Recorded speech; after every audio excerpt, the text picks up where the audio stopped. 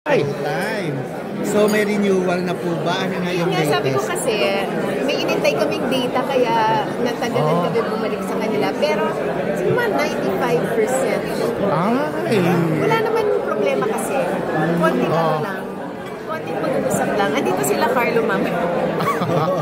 Nag-uusap kami na. Pero of course, you're thinking din naman before na pwede ang TikTok lock ang wallet. May ganun ba talagang plano? Ever? As of now, kasi parang ang priority is to the new showtime. Basta magkaayos lang, di ba, dun sa terms. And siguro parang ang TikTok lang kasi, ganun din yung format, kaya naisip na pwede siyang pamalit. Just in case, biglang, kunyari, bigla na lang later on, ayaw na ang showtime sa GMA, but at least meron rin kami magiging.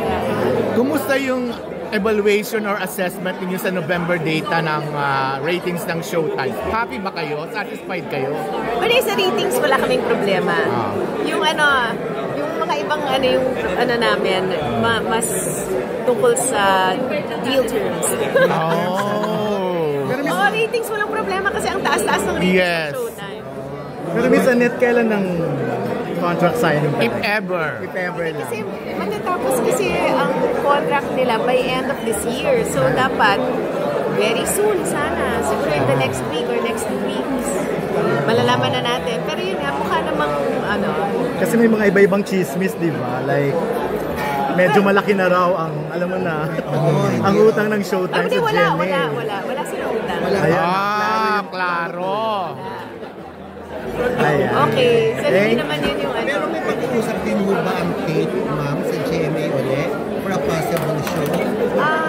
Meron silang mga letter, kaya lang parang inuuna kasi namin muna yung discussions nila with our finance team before they entertain. In other words, bayad muna bago. Hindi ako involved kasi doon. Basta sabi sa akin, mag-uusap na muna yung finances sila. Before namin, before kami makapag-meeting.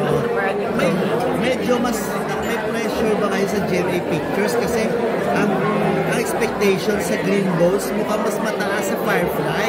Ang Firefly humakot ng awards last year. Best Picture. Ito lang yung masasabi ko.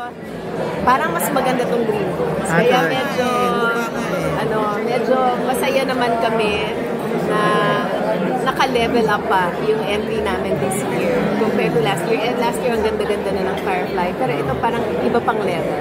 Oo nga mukhang mas mataas sa expectations this time. Yeah. Pero Miss Annette, anong next na collaboration ng GMA Pictures and Star? May naririnig kami. Totoo kaya before yun? nung na-interview ka namin sa ABS, di ba, Salve? Parang Barbie for Tessa yung na-mention mo. Ay, hindi. So hindi natuloy yun?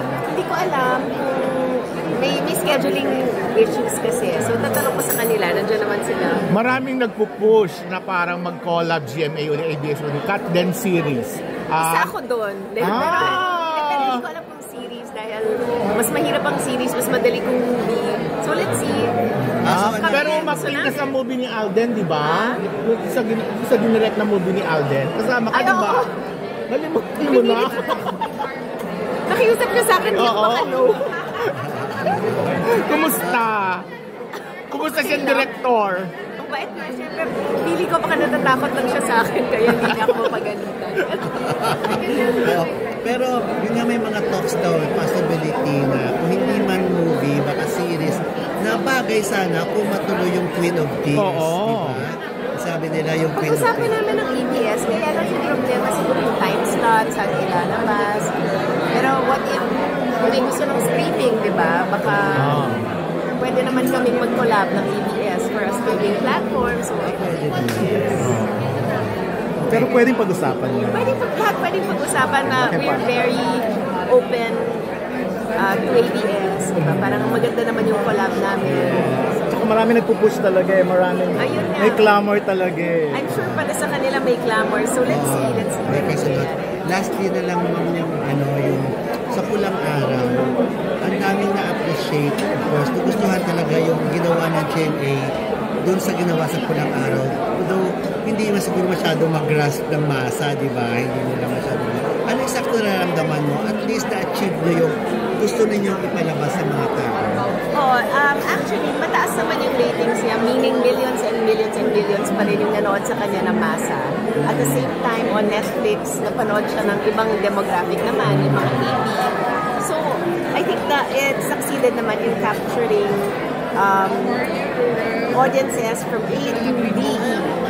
And na-serve yung purpose niya because lahat ng feedback namin talagang medyo ngayon minamahal na nila yung freedom na natatamo ng Pilipinas. Alam na nila yung pinaglaban natin para makuha yung kung ano tayo ngayon. So, and I think it's a show that the Filipino people can be proud of talaga. So, we're hopeful na we can push it internationally naman after it's run here in the Philippines. At nag-extend ng 10 episodes sa Netflix. We were in Asia TV nga sa Singapore. Nandun din yung ng GMA. Pero parang mas nagustuhan daw, na-catch ng attention ng mga distributors doon, yung Widow's War. Nagustuhan daw nila yung concept, pati daw yung mga acting daw ng mga artists sa Yes, Widow's kasi War. very universal diba? Yung concept ng Widow's War, labanan ng mga babae, mystery, murder, romance, drama. Pero ito kasi kulang araw, since it's on Netflix, may mga restrictions kasi on what we can show to the trade, to international distributors. Pero siguro after it's run, pwede na namin i-push ng soul. Nasa lang daw ulit. Yung Sangre po, kamusta na? Tapos na yung problema doon sa Sangre. Oh, hindi. All systems go naman yung Sangre. And tuloy-tuloy yung taping na nila ulit. We're still, it's still on track. Target namin is to show it in 2025. And excited na lahat ng cast nila. Nag-sign up din po ba ng renewal si Jeneline? Okay na ho siya sa GMA. Ang daming last, di ba? Oo, pangatlo na ha? Ano ang kung may contract signing or wala na? Okay. Kasi parang ano yata sa production nila. Hindi ko na pangungunahan. Abangan niyo kung magkakaroon or wala. Okay. Picture mo lang, Miss Annette. Thank you.